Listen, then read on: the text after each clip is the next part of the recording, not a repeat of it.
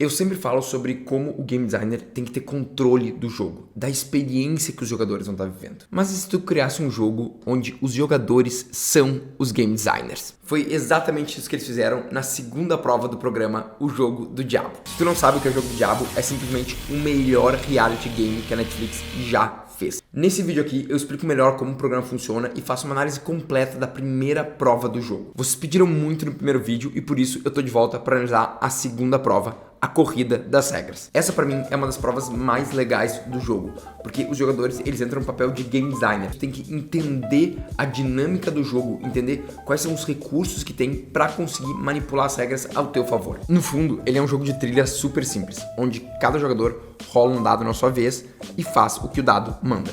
Ele tem um número 1, dois número 2, que tu vai andar 2 casas, e um número 3. Além disso, tem uma face no dado que te manda pra prisão e uma última face do dado que te tira da prisão.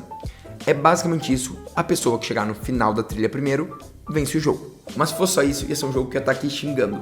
O que esse jogo tem de incrível é que cada jogador cria a sua própria regra, que vai afetar todo o jogo e só o jogador que criou sabe qual é a sua regra. É claro que não é bagunça e tu pode criar qualquer regra. Quando alguém mover tu ganha o jogo. Não, tem diversos blocos de textos e a partir desses blocos tu cria a tua própria regra. Mas o que foi muito bem feito no game design desse jogo é exatamente essa dinâmica da criação de regras. Como cada bloco tem uma cor, tu não pode repetir blocos da mesma cor numa mesma frase. Assim, é uma forma que o criador do jogo teve de controlar as regras que iam sair dentro do jogo, manipulando a cor de cada bloco para garantir que não tinha nenhuma regra quebrada possível dentro do jogo. No programa, o Orbit tentou criar uma regra que toda vez que o jogador da liderança andasse, todos os jogadores eram presos e todos os aliados dele iam estar ganhando bilhete de fuga para poder sempre estar se movendo. Então, eles iam sempre estar andando enquanto todo o resto e o Orbit ia estar parado. E essa ideia foi muito sensacional e muito inteligente que ele teve. Mas ela deu completamente errado. Por quê? Ele queria usar 2 blocos da mesma cor. Todos os jogadores e todo jogador eram verdes, então ele não conseguia formar essa regra de todo mundo sempre estar indo para a prisão. Porque, obviamente, se essa regra fosse possível, o jogo ia ficar muito atravancado. E por isso que essa regra não era possível de ser criada. Mesmo com o plano original do Orbit não dando certo, o plano de todo mundo ganhar bilhete de fuga foi muito inteligente. Porque dentro do jogo só tinha um recurso, o bilhete de fuga. Além disso, tinha os fragmentos também que as pessoas podiam usar. Mas o principal era o bilhete de fuga ou os fragmentos. Só tinham esses 2 recursos. E o único recurso que poderia ganhar durante o jogo era bilhete de fuga. Porque, além disso, tinham as regras do jogo. E as regras do jogo, tu podia usar bilhete de fuga para fazer várias coisas. Tu poderia usar bilhete de fuga para rodar o dado especial, usar bilhete de fuga para mandar o cara para trás, usar bilhete de fuga para fazer diversas coisas diferentes. Então, eles usaram o recurso abundante que vários jogadores conquistaram ao mesmo tempo para dominar o jogo com os números deles. Esse jogo foi claramente inspirado pelo card game Fluxx, onde tu começa o jogo com uma regra, que é tu compra uma carta e baixa uma carta, e sem nenhum objetivo de vitória. Ao longo do jogo, os jogadores eles precisam baixar objetivos de vitória, baixar novas regras como comprar mais carta, baixar mais carta, ou o limite de mão ficar menor ou maior, dependendo da situação. Fluxx é um party game super simples, onde tem que jogar com as cartas que tu tem na mão. Não tem muita escolha significativa na forma de tu jogar o jogo, apesar de ser um jogo divertido. E o que eles conseguiram fazer com a corrida de regras foi incrível, porque eles criaram um jogo onde os jogadores realmente iam manipular a forma como o jogo era jogado, o valor das coisas no jogo, como o bilhete de fuga se tornar muito valioso porque era o único recurso que eles tinham acesso. E isso foi incrível, permitir o jogador mudar a forma como ele está interagindo com esse jogo. O único problema que eu tenho com o jogo da corrida das regras é que tu não podia mudar a tua própria regra pessoal.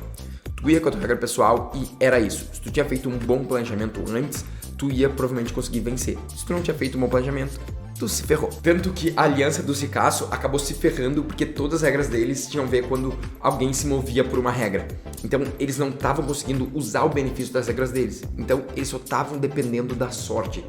E aí, dependendo da sorte, tu vai se ferrar. Se naquela casa especial, onde tu pegava o bilhete ou trocava a regra principal do jogo, tu tivesse o poder de mudar a tua regra, eu sinto que o jogo teria sido um pouco mais dinâmico. E a aliança dos ricaços não teria perdido sem chance. Porque quando eles perceberam o que a aliança maior estava fazendo, eles não tinham mais o que fazer. porque as regras deles eram completamente inúteis. E também o lado ruim disso é que eu sinto que o jogo foi inteiramente jogado no pré-jogo. No momento que eles construíram as regras dele. Esse é o jogo, é a parte de construir a regra, porque depois tu quase não tem nenhuma decisão pra tomar. É um jogo de trilha, tu rola o dado e obedece o dado. A única decisão que tu tinha é quando tu cair numa casa, se tu queria pegar o bilhete ou mudar a regra global. Já com a mecânica de tu poder mudar a tua regra durante o jogo, eles iam ter novas decisões que eles poderiam tomar durante o próprio jogo. É claro que isso ia alongar mais ainda esse jogo, mas ele não ia ser tão exclusivamente dependendo da sorte. Porque esse é um problema que os jogos de trilha têm. Os jogos de trilha são muito dependentes da sorte. Tu rola o dado e obedece o dado. Tu não tem muita decisão do que fazer ali. E como eles tiraram quase todas as decisões de dentro do jogo pro pré-jogo, o jogo se tornou basicamente um jogo de sorte. E a provocação que eu trago aqui pra vocês é como tu pode usar isso dentro dos teus jogos. Tu pode permitir que o jogador manipule o teu jogo. Ele defina qual é a forma que ele quer jogar. Ele defina como ele chega na vitória. Como é a condição de vitória. É claro que isso não precisa ser uma regra do jogo, mas tu pode criar essa mesma sensação de estar definindo como o jogo funciona a partir de outras formas. Uma condição de vitória pode ser acumular 30 pontos. Outra condição de vitória pode ser acumular 5 cartas vermelhas. Outra condição de vitória pode ser derrotar todos os jogadores. Se tu cria várias condições de vitória, o teu jogador ele vai estar definindo qual é a forma que ele quer jogar esse jogo. E mais uma vez, uma aula de game design vindo desse programa.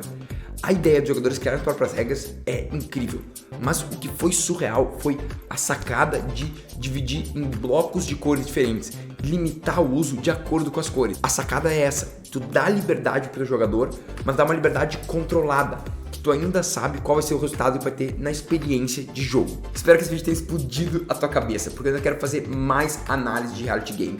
Eu quero falar sobre O Sabotador, que é o programa que tem mais aulas e aulas de game design. Mas só fazer isso se tiver muito comentário aqui embaixo me dizendo qual foi a lição que tu aprendeu nesse vídeo aqui. Não adianta também só dar liberdade pro teu jogador, tem que estar reagindo às ações que teu jogador toma. Nesse vídeo aqui eu explico sobre loops de reação e como tu pode fazer isso. E até o próximo vídeo, continue criando jogos incríveis!